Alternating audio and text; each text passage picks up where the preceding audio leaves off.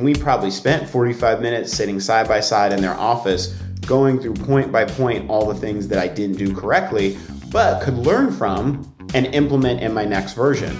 And as I walked out of that office, as opposed to feeling downtrodden or like, man, I just continue to get trampled on here, I felt inspired and really excited to not only revise that press release, but I actually saved the red line version. I didn't save the final version. I saved the red line version on my desktop at SS&K, the PR firm I was at, for the entirety of my time there, so that I could always go back to it, remember that experience, remember the feedback that I got, and of course, apply that to the work that I would do. Welcome to How I Made It in Marketing from Marketing Sherpa. We scour pitches from hundreds of creative leaders and uncover specific examples. Not just trending ideas or buzzword-laden schmaltz. Real-world examples to help you transform yourself as a marketer. Now, here's your host, the Senior Director of Content and Marketing at Marketing Sherpa, Daniel Burstein, to tell you about today's guest. We work in a creative profession, and it's a little easy to fall in love with our own ideas and creative output. I know I've had to get to the point with my own ego to be able to actually value feedback and not feel threatened by it. But I've never heard it put better than this. Just 3 simple words. Feedback is respect. What a great way to look at it. We'll hear the story behind that lesson, along with many more lesson-filled stories from Lucas Welch, the Vice President of Corporate Marketing at Highspot. Thanks for joining us, Lucas. Daniel, so excited to be here. Thank you for the opportunity. Absolutely. So I'm going to just cherry pick a bit through your LinkedIn, your career, give a few previous roles you've had so people know who I'm talking to. You were the Senior Manager of Corporate Communications at EMC Isilon. You were the Senior Director of Communications at SkyTap. But right now, you are the Vice President of Corporate Marketing at Highspot, where you manage a team of 14 people, 4 agencies, and a greater than $3 million budget. Highspot has raised more than $650 million in venture capital funding. Most recently, the company closed a Series F round that valued the company at $3.5 billion, and it has millions of users all around the world. So give us an idea, Lucas. What is your day like as Vice President of Corporate Marketing at Highspot? Well, Highspot has given me a really unique opportunity that I'm grateful for. The significant portion of my time is focused on trying to bring my peer group, so I sit at the executive level that reports to the people that report to our CEO.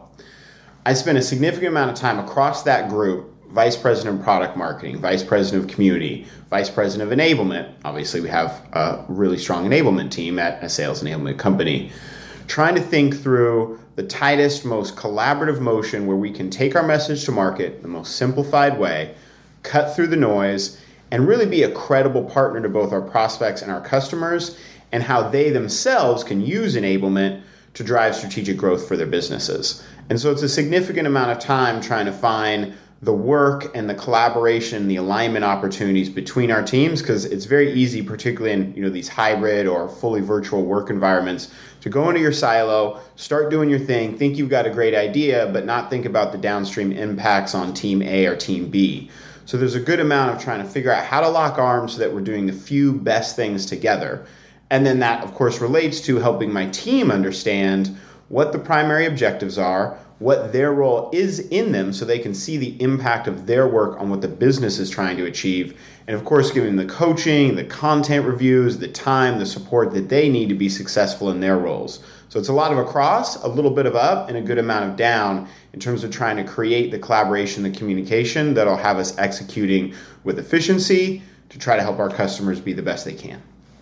Yeah, and that's actually the perfect setup for the first lesson here, that collaboration.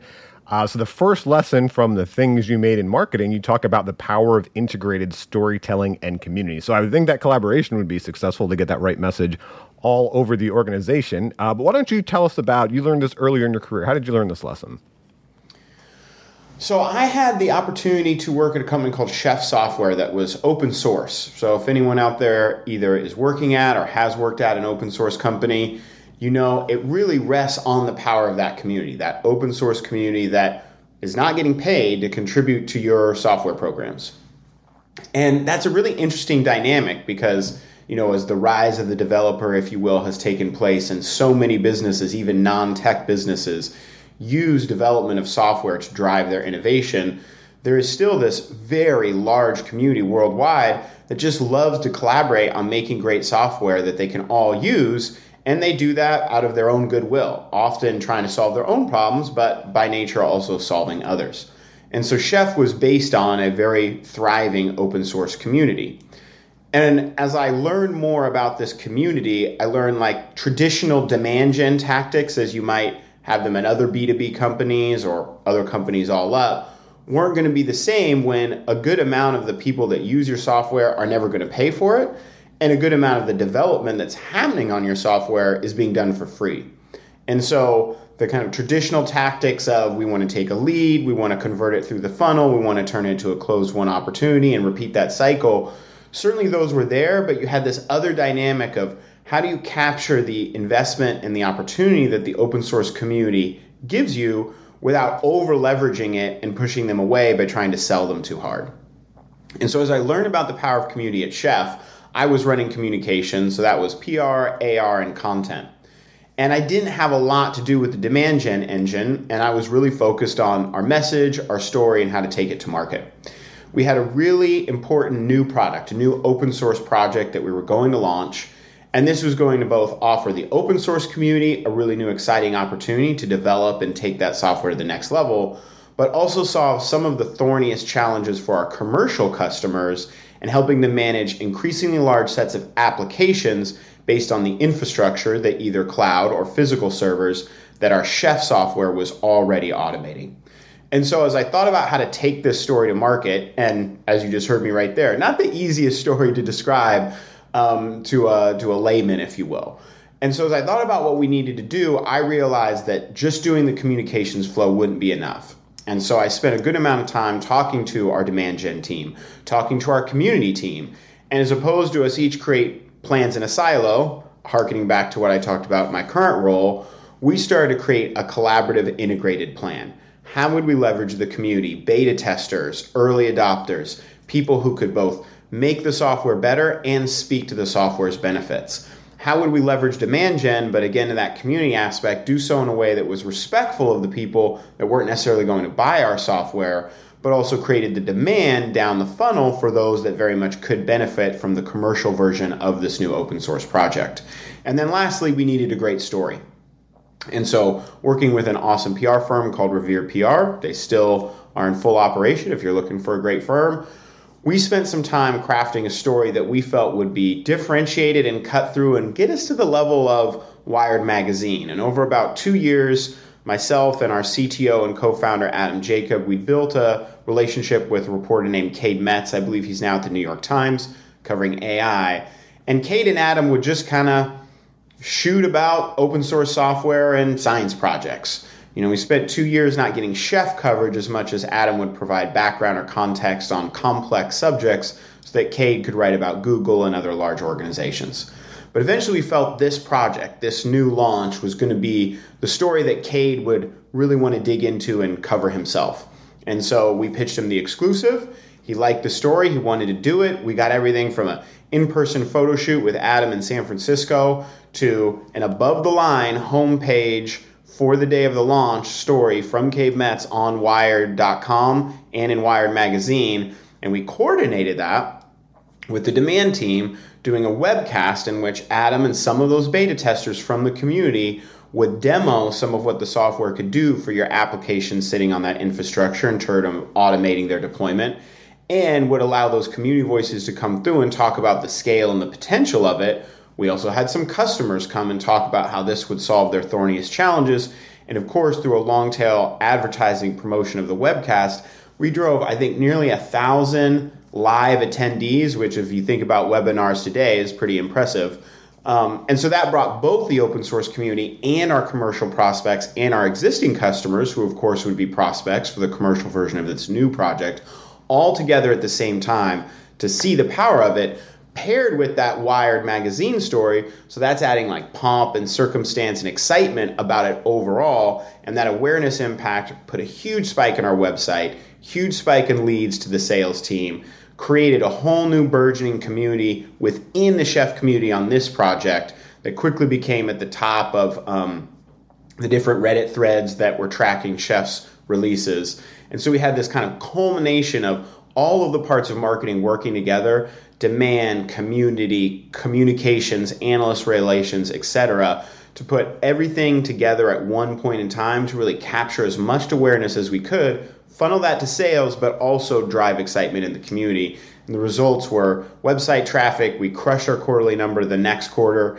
by selling the commercial version of that software. And we created a new thriving community that, even though Chef's been acquired, still exists today, doing great things in terms of automating both applications and the infrastructure underneath it.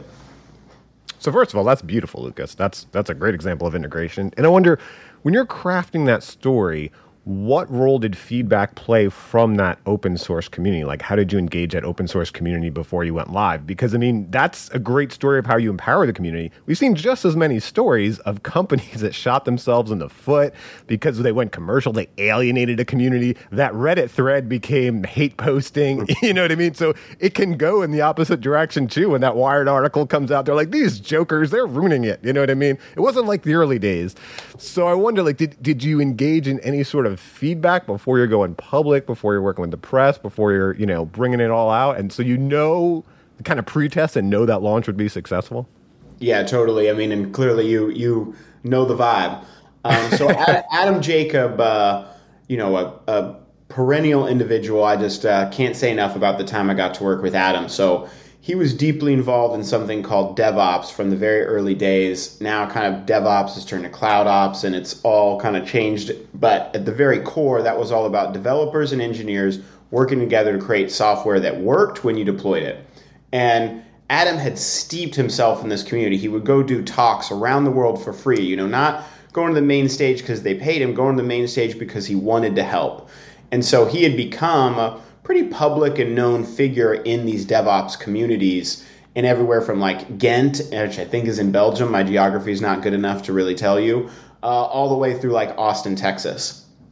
And so what that meant is when it came time to kind of work on this new project and figure out whether or not we were headed in the right direction, through Adam and another man, Nathan Harvey, who also did a lot of work for the chef community, we already had all these touch points where it was very easy to give them access to the open source project and say, hey, just give it an hour, mess with it, try this out, tell us what you think. And so that began months before we got to pitching Wired Magazine, and even longer before we finally got to that launch moment.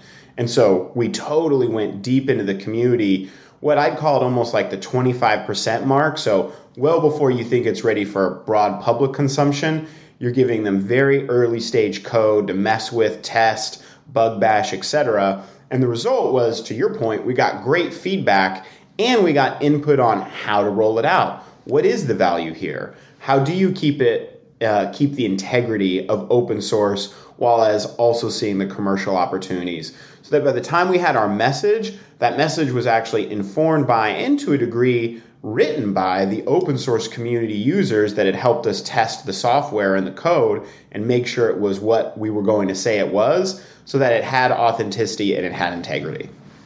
Yeah, I mean, I love what you did there. I mean, I think not only did you get the messaging right, but then by getting those users involved, when it came out, they felt like part of that. And so they were excited to see it come out.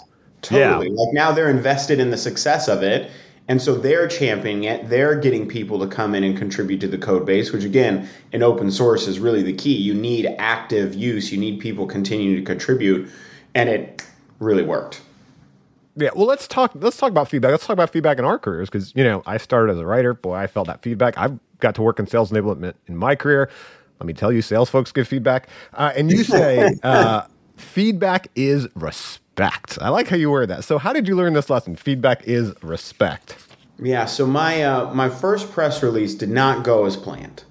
I went to the University of Washington here in Seattle, Washington, came out with degrees in communications and creative writing. So as I entered the workplace, starting answering phones at a PR firm and getting some early PR work under my belt, I thought I was a really good writer. I'd gone to college for it. I'd written tons of papers. I'd worked with authors who'd won national book awards when I was at UW. So I'm unfortunately feeling myself a little bit too much. And I get into the work world, and the assignment is, write a press release about this gaming company's new game. I'm like, oh, this is a cakewalk. Boom, headline, subhead. excuse me, paragraph, quote, etc. Turned in thinking my manager at the time is just going to say, oh, wonderful, Lucas. Thank you for gifting us with this near Shakespearean press release. I've never seen one better than this. Wow, why don't we just put you in charge of the whole account? And instead, it only took about an hour, and it came back, and it was almost all red. And now there's no Google apps at this time. So this is Microsoft Word. This is only red feedback lines. And it looked bad. It looked really, really bad. And I took that personally. In fact, I had to take a walk around the block, calm myself down before I felt like I was prepared to go ask my manager, like, what's up here? I gave you a great press release. Do you not recognize the art that I've turned in? So I took a walk around the block, came back in, took a deep breath, said, hey, can we chat for a second? They said, of course. I said, I don't understand. Like, I thought I did a really good job. You just ripped it up. Like, what am I doing wrong? And they said, Lucas, I really want to help you get better. And I believe in your potential, and I see your opportunity, and I respect you enough to tell you where you've missed the mark. And here's how you missed the mark. And they walked me through a number of different elements. I was too long in the headline. The subhead was repetitive. The first paragraph didn't immediately lead with the news. The quote was too long and didn't sound like someone would really say it and had some jargon in it. And so they walked me through all of these point-by-point examples of, here's what you did, here's what to do next time. And they really spent time with, we probably spent 45 minutes sitting side by side in their office, going through point by point all the things that I didn't do correctly, but could learn from and implement in my next version. And as I walked out of that office, as opposed to feeling downtrodden or like, man, I just continue to get trampled on here, I felt inspired and really excited to not only revise that press release, but I actually saved the red line version. I didn't save the final version. I saved the red line version on my desktop at SS&K, the PR firm I was at, for the entirety of my time there, so that I could always go back to it, remember that experience, remember the feedback that I got, and of course, apply that to the work that I would do. And so they respected me enough to not let me kind of continue to operate thinking I had it locked when I didn't, and instead give me an early course correction that taught me that feedback almost always is being given out of respect for the person receiving that feedback from the one giving it, and trying to help them progress, learn, and see things that they can't, because we all have blind spots. We've all read a headline 17 times and not noticed that a word's misspelled because spell check doesn't pick up all caps. And so this respect, this opportunity to help someone achieve their potential comes with some, sometimes some harsh criticism, but that's meant to give you the opportunity to improve. That was a flashback for me when I heard that. I remember the first piece I wrote professionally in my first job was a 3-panel brochure. And I got the printout back, 3 panels both sides. There's not that much copy in a 3-panel brochure. And there was more markups than there was copy on it. I remember getting it on my desk, and and I just thought, maybe being a professional writer is not for me. Maybe I don't have it. But let's fast forward. That was very early in your career. Let's fast forward to today. And you talk about bringing your whole personality into work. So how are you doing that at Highspot? I am and will be forever grateful for the opportunity that Highspot has given me. When I was interviewing with Highspot, I got the opportunity to talk to the CEO, the CMO, John Pereira, a number of folks across the marketing team. And I think I'm a pretty personable guy. I try to be professional and polished. And so I was having all these conversations, and Highspot has such a high bar for talent. And so I'd never done a loop as significant as this loop. I think I eventually talked to 6 or 7 people. So I've talked to all these individuals, and I'm kind of feeling like, hey, either you want to hire me or you don't. So they reach back out to me and say, hey, John, the CMO, he wants to have one more conversation with you. And I'm like, really? What else is there that we need to talk about? Either excuse me, just tell me I don't have the job. And so I come in, meet with John, and John said something that I'll always remember. He said, Lucas, everybody loves you, thinks you're perfect for the role. But sometimes the way you come across, we're not sure if this is you putting on a persona or this is actually you.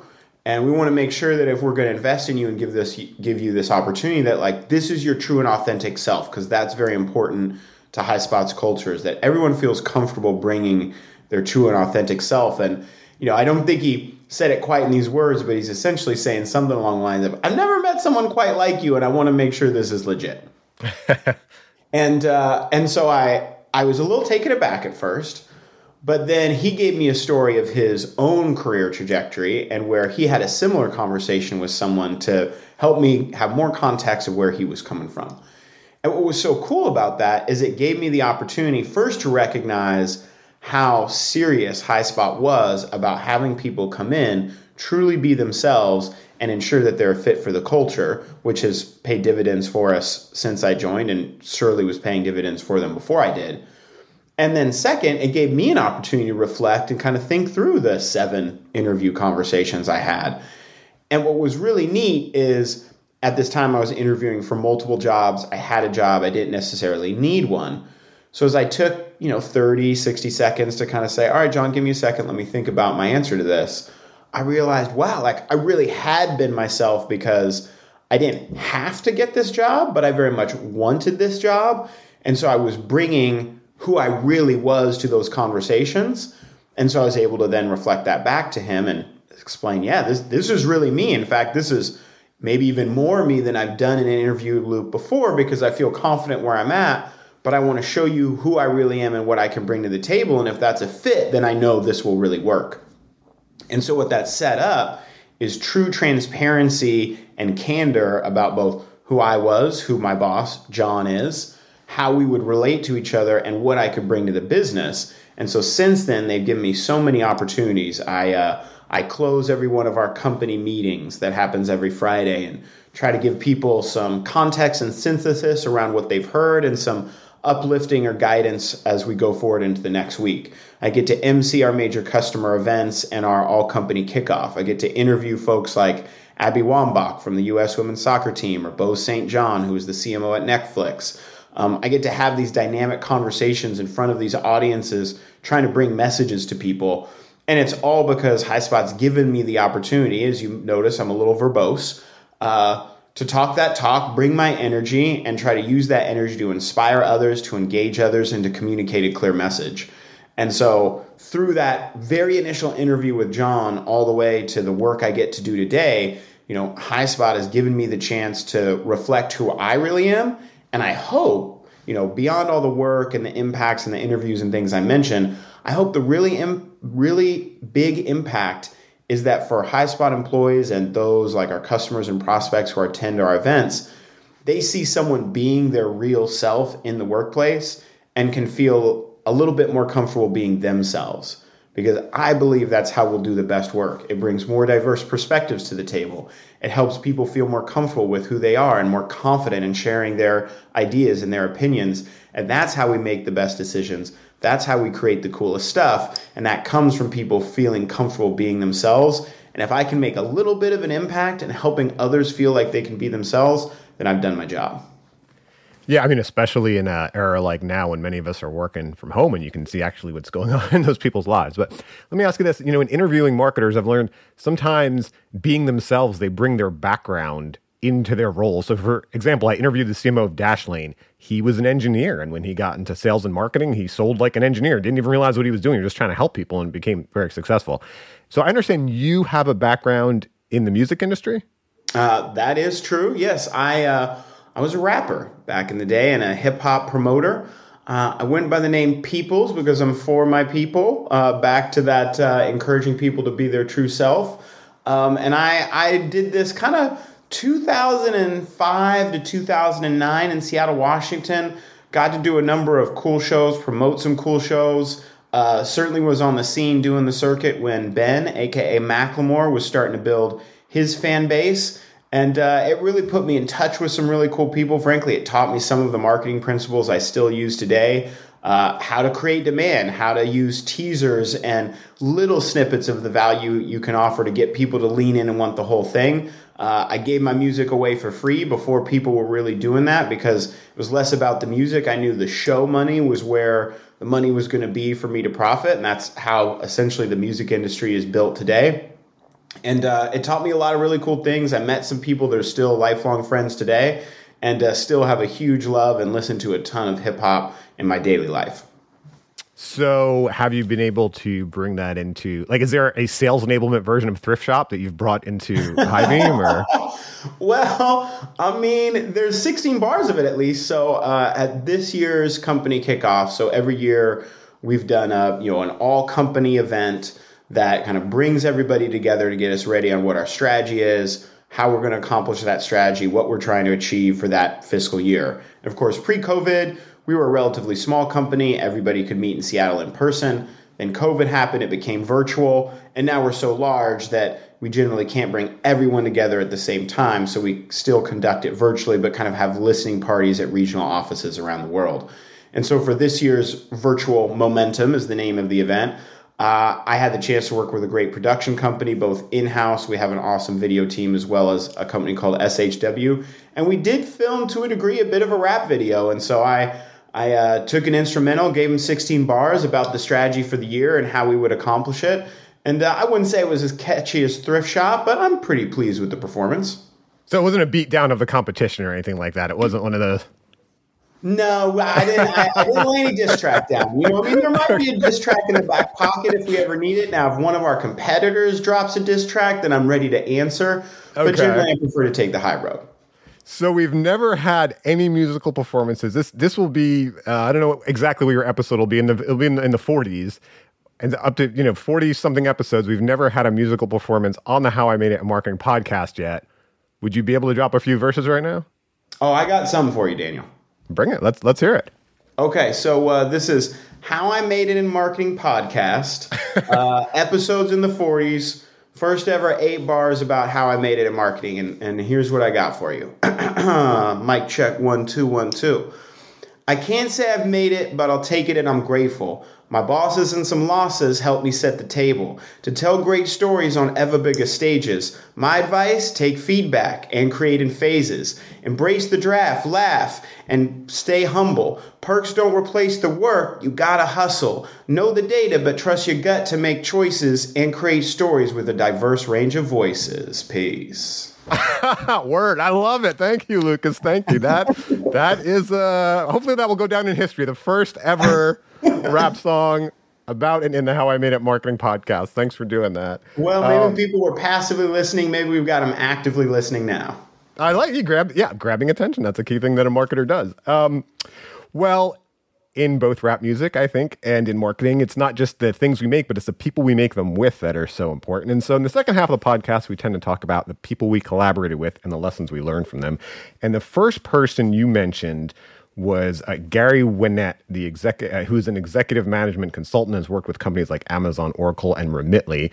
And you said from him you learned to build genuine connections that uplift all involved. That's something I've already kind of heard you talking about.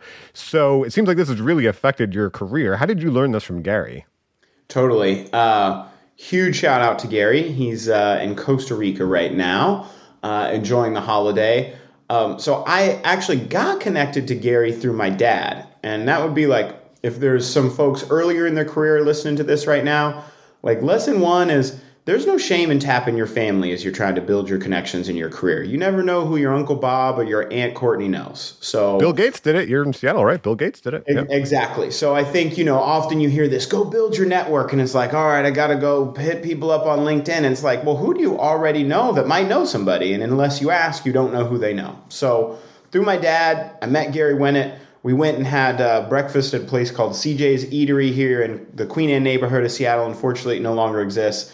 I'm a young guy, just finishing up college, meet Gary, and I'm sitting with him trying to pay attention, but this was when we still had the Seattle Sonics as our NBA basketball team.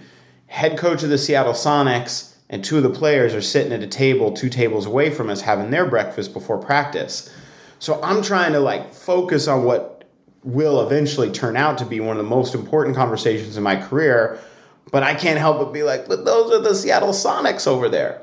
So I was able to focus at least once the food showed up. And Gary and I had, kind of the general get to know each other conversation.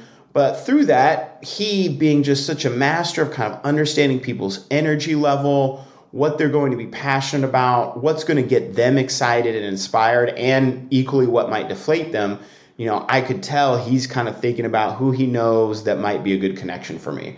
So as we work through the conversation, as we're finishing up, he hasn't done really anything to help me other than talk to me. He says, I'm going to connect you with my man, Jay. And I was like, well, why? What does Jay do? He's like, don't worry about it. You and Jay will really build a relationship. You're going to love each other. I've got you covered. Wait for an email. And that was a little bit cryptic. Didn't give me, a ton of guidance on what to expect. But eventually he did connect me with Jay Wampold. Jay Wampold had a opening in his PR firm, SS&K, to answer the phones and in your spare time do a little bit of early stage PR work. And so for just coming out of college, having finished some internships, pretty good first role, made a lot of sense. And I meet Jay at his office at SS&K, and right away I saw what Gary was saying. Jay and I both love to tell stories. So in the interview, we get out of his questions really quick, and he's asking me stories about things I wrote or ways I approach different situations in college. I'm asking him questions about how he got to where he is and why PR versus advertising versus anything else. And so what was supposed to be, he's the head of the firm, supposed to be a pretty short interview, went almost double the time to about an hour of our time, just starting to exchange stories because that was something we were both passionate about. And Gary knew that that would be a connection point for both of us, really without telling either of us that's what he was seeing. And so that was the first of many experiences I've had where Gary will either have someone come to me or he will direct me to someone, and I will always benefit from that conversation because whether it's storytelling or a passion for fashion or a passion for coaching and mentoring those who are earlier in career, all things I care about, and I know many others who may be listening do, Gary finds these connection points amongst people in his network, puts them together, and what happens is they are inspired by each other, which then gives them more positive energy in whatever they're doing respectively. And I think there's something about kind of manifesting that energy into the universe because it creates this increasingly large positive energy flow that Gary's creating through his network. And so it's not about getting your next job or, creating a network so that you can tap into them. It's much more about putting like-minded and like-energied individuals together because that will inspire the next creative idea. That'll inspire the next job move. That'll inspire the next opportunity to coach someone to the next level. And Gary has taught me that that's how you build a network and that's how you put goodness in the world that, of course, comes back to you. And I think there's some great linkage here because you talk about your next key lesson was from Jay Wampold, the CMO of Pulumi. I mean, this is how our careers naturally work, right? We have these linkages, these steps that we didn't realize going into it, but in hindsight, we're like, oh, wow, this led to this, led to this. And you said from Jay, you learned this really key lesson early in your career that PR and storytelling come first. So how did you learn this from Jay? Yeah, totally. So, Jay and I first connected on that storytelling passion. Mine was coming from a very early days, as I said, creative writing background at the University of Washington, thinking I was going to write the great American novel. His, of course, came from really having honed and become an expert in professional storytelling to build brands. And so as I'm answering phones, hello, thank you for calling SS&K. How can I direct your call? I also got time to sit in on pitch meetings and see how Jay, another man, Jay Porter, who's passed away but was an incredible influence as well, and others at the firm would pitch big ideas. That's literally the crux of their kind of IP was the big idea in the center of a PR campaign. They would pitch these big ideas to pretty big brands considering how small the firm was. And they would really be trying to help people understand that there is a story they must tell. And that story will be a narrative thread through everything they do, their website, their product marketing collateral, how they talk to media, ANS relations, their demand generation, their advertising, etc. But if you don't have a really strong, cogent story at the core, all of that stuff will eventually fall apart or at least be less effective than it could be because you're sending mixed messages that aren't authentic, that don't relate to each other. And eventually your audience either tunes you out or you're not capturing as much of the audience as you can. And so I got this really cool opportunity to sit in these pitch meetings where, I had no role other than to take notes, send recaps, and just absorb. And I got to see firsthand, literally front row, how some of the best in the business would start with this idea of storytelling, start with this idea of, hey, before you buy a bunch of advertising and before you do X or Y, know your story, know what your big idea about why you're different, why you're special, why you matter is. Build that, create the creative tissue around that, and then that gives you the core to do everything else. And so what I saw through success after success of his clients was that it really was building the story first that helped the brand become real. And then you could go out and essentially defend it with advertising, create that awareness and bring people back to that story. And that worked indeed with one of our clients, Isilon Systems, was the company that SS&K represented. Eventually, Jay moved internal at Isilon Systems, took me with him, and Isilon was my first big success. We went public in 2006. We eventually got acquired by a company called EMC, now Dell EMC, in 2009 for $2.5 billion, which at the time in the Pacific Northwest was one of the biggest tech acquisitions in history of that region. And it was all back to the story that Jay had pitched them back in an office way back when about how their brand, simple as smart, for their new type of data storage was really going to be something that took them to the top.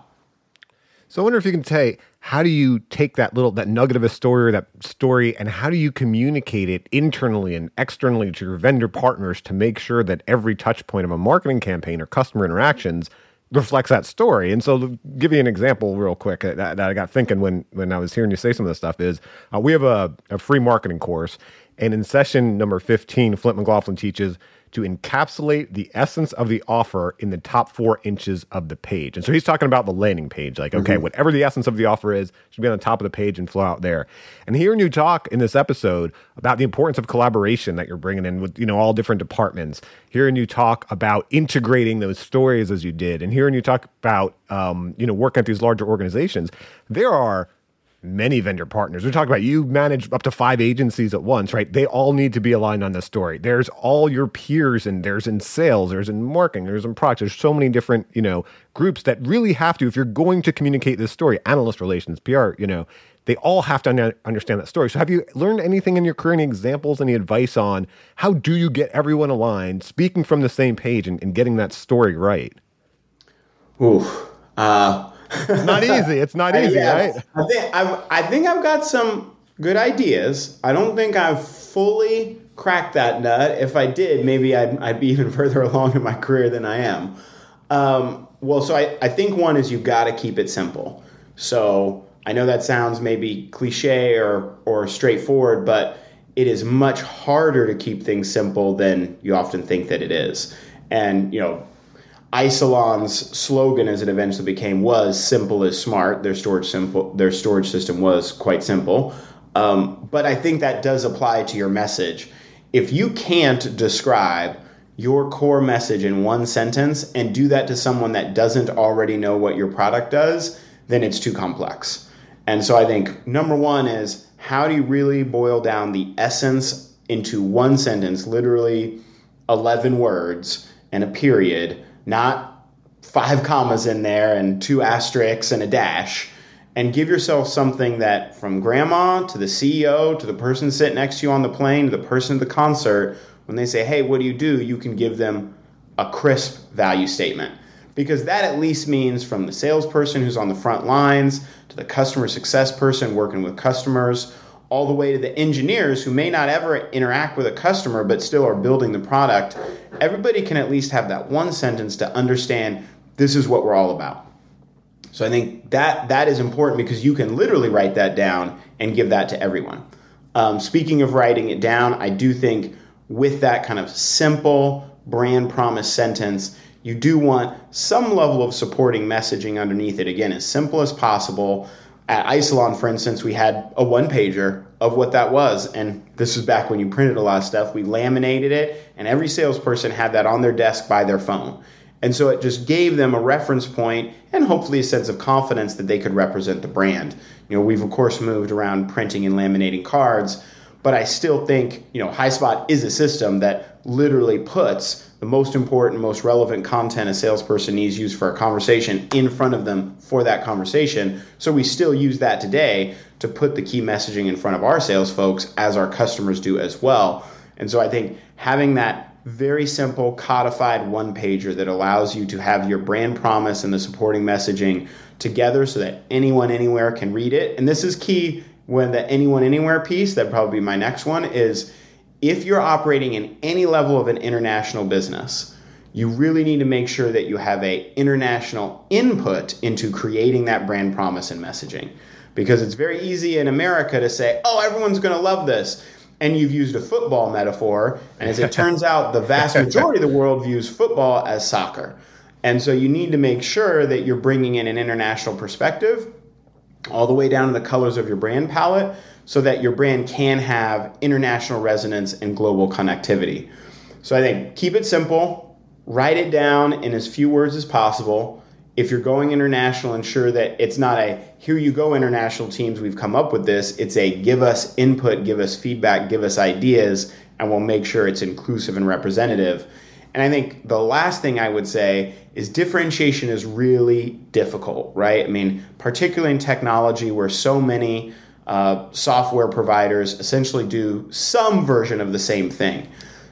So how do you differentiate? Well, at Highspot, we ran an exercise early this year where we had not just execs, not just a think tank of the leaders, but also salespeople and post-sales people on the front lines come in together and talk about what we thought was different. And it was very interesting to hear CEO say what he thinks is different versus hear person who's in the trenches calling down prospects and what they think is different. And it needs to really work much more for that person calling down on the phones than it does for the CEO, because that person on the phones is on the front line. And so by doing this one-day exercise, we, using easels and whiteboards and writing things down, we came down to the 2 or 3 things that we think are fundamentally different and the words that we can use to describe them that are different than all of our competitors that do sound a lot like us. So keep it simple, write it down, international perspective, and bring together a cross-section of your business to identify your differentiators, not just those at the top or those at the bottom. Yeah, I think the cross-section is so important. Sometimes the CEOs, especially founders, they can be the worst because they don't really have a good understanding of what the customer is talking about, what the other competitors are out there. I remember we have something we call a value proposition workshop. I mean, a lot of what you're talking about, we'd call a value proposition. And one of the founders was in it, and he stopped in the middle, because you got to bring about the customer's perspective. You got to bring skepticism, right? If you're going to do this well. And he talked about, he's like, wait 1 minute. He goes, you need to understand one thing before we go on the way we're talking about this. He's like, what we have right here is a Ferrari. And what everyone else has is a bicycle. And then had to say, you got to challenge the guy. And I said, yeah, that may be true. And I'm on your team. I agree. But look around at the world. There's a lot more people that have bought bicycles than have bought Ferraris. You know what I mean? So we need to understand who is your market and what are their other options? Because only when you understand the other options do you understand, like you said, that differentiation. Yeah, I love that there are many more people with bicycles than with cars. And I think that will continue into the entirety of humankind.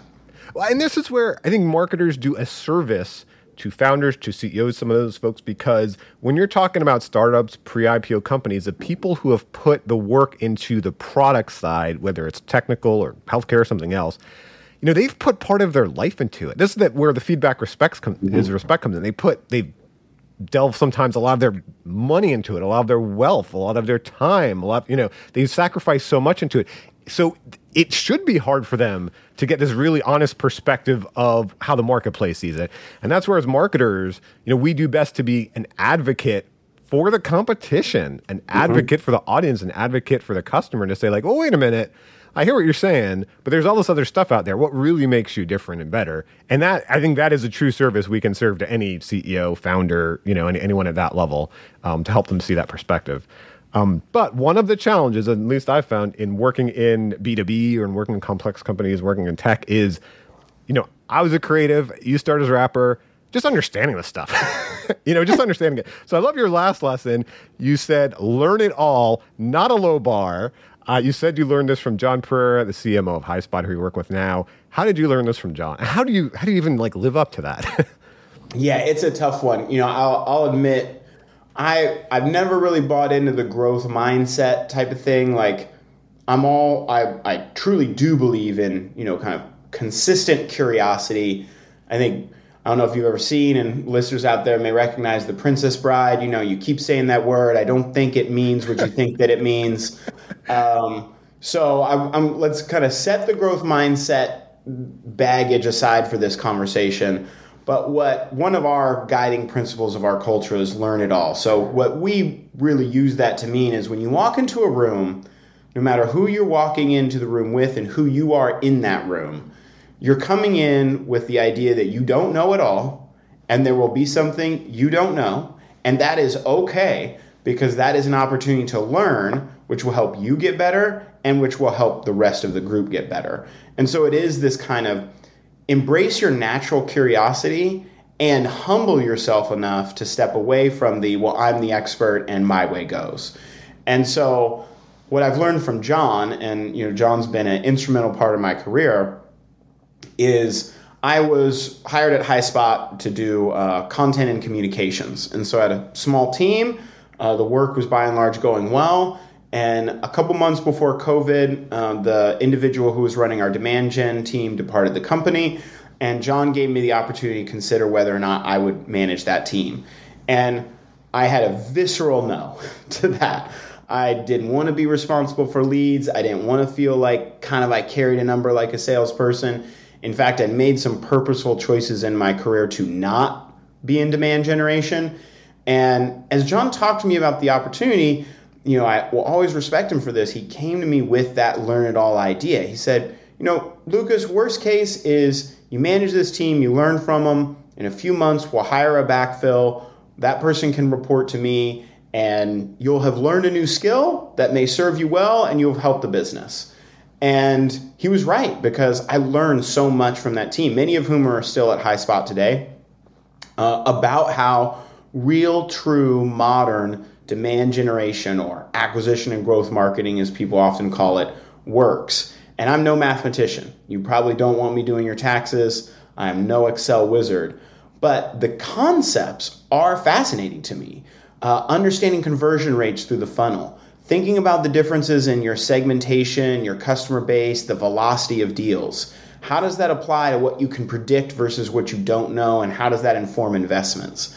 There's so many cool things that I started to learn, absorb, unpack, dive into, because John had given me the motivation to say, hey, you're an expert in comms, but you're not an expert here, and that's a bit of a blind spot for you if you really want to take your career to the next level. And even if you don't, think about all that you could learn that you don't have access to today that'll make you more valuable not only to the business, but to your peer group. And so over the course of kind of the next 6 or 7 months, a little thing called COVID happened, which fundamentally changed how we would have to approach demand generation. So I not only was learning demand gen itself, but then I had to learn through the pivot of going all virtual, no more in-person events, etc. And what was really cool about that is then everyone across the marketing team was learning. We all had to change what we were doing. We all had to take new approaches. The whole world was taking new approaches. So that almost intensified the learning opportunity and gave me some partners in that journey, because all of us had to learn then. And so I'm forever grateful for John for giving me that opportunity. As it turned out, I was able to steward the ship. Eventually, we did hire a fantastic demand generation leader, but that person reports to me. So we've built out what I'd call a truly integrated corporate marketing team that takes the brand at the top and comms and content marketing, but flows that through our demand gen, digital funnels, our website, as well as field marketing and events. And it's only because that day in John's office, before we really knew what was about to hit us with the pandemic, he said, hey, this is an opportunity to go learn. This is an opportunity to be curious and help yourself grow and help others grow. I encourage you to take it. And I'm, as I said, very grateful that he did. Well, thank you, Lucas. I think we've learned so much from all the stories from your career. We've talked about humility, consistent curiosity. I love that. Creativity, flexibility. So if you had to break it down for our listeners, what are the key qualities of an effective marketer, in your opinion?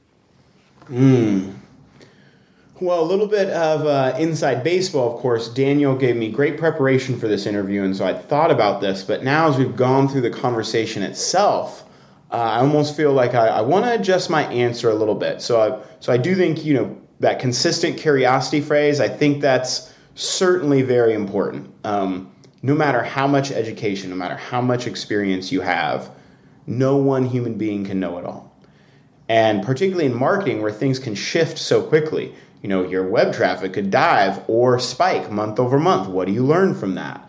A certain A/B test on an advertisement or a website hero banner could fundamentally change what you're doing in a matter of weeks in terms of traffic and engagement. And so I think being naturally and consistently curious about what's working and what's not, and not taking, kind of tied to that feedback is respect point, not taking questions from others about what's working and what's not, like you need to defend your work, but instead just continued opportunities to yourself be inquisitive and self-inspect and look at your work and continue to try to learn from what's happening around you, both the quantitative data side, but also the qualitative side. So I think consistent curiosity for sure. I think, people often say creative, and I may have even written this down in one of my original answers, but I think it's all right to not be the most creative person in the room, and you can still be very successful in marketing. But I do think you want to be passionate about something that connects with the people you're trying to connect with. And so maybe you're not the person that comes up with that big idea like I talked about with J and SSNK, but you are passionate about getting a big idea to your audience and giving them something new, giving them something fresh, giving them something that connects. And you want to have that passion because paired with that curiosity, that means you're able to learn. And once you really feel like you've learned and found the thing that's going to connect, you're passionate about taking that out to the market because you're going to need that energy because, of course, there will be challenges, barriers, and problems along the way. So I think consistent curiosity, passion for taking something different and fresh to your audience.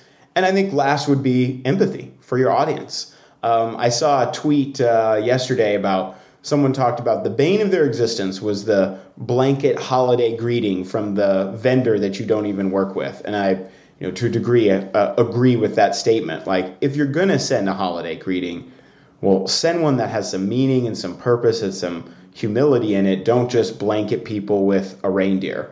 And I do think that that's a pretty good point about how can you think about your audience, what they really need and want from you, not what you just want to give them.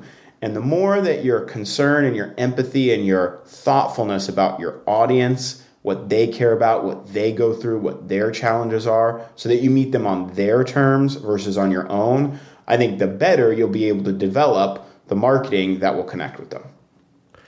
Well, thank you, Lucas, for sharing stories and lessons from your career, even your musical skills. Your passion really showed through today, and thanks for letting me learn from you. Totally, Daniel. It's been an absolute pleasure. Again, I really appreciate the opportunity. This was a ton of fun. And thanks to everyone for listening. Thank you for joining us for How I Made It in Marketing with Daniel Burstein. Now that you've gotten inspiration for transforming yourself as a marketer, get some ideas for your next marketing campaign from Marketing Sherpa's extensive library of free case studies at marketingsherpa.com. That's marketingsherpa.com.